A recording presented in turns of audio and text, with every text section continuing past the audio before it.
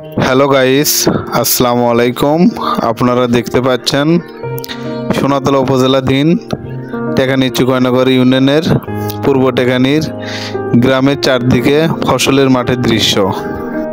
ফসলের মাঠগুলো যেন সবুজে ঘেরা। আমরা দেখতে পাচ্ছি মরিচের ও ধানের ফসলের মাঠে ভরা।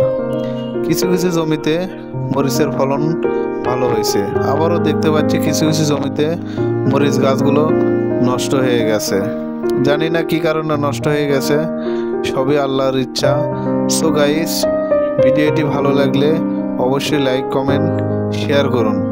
নতুন নতুন ভিডিও পেতে এখনই পেজটি অথবা প্রোফাইলটি ফলো করে রাখুন।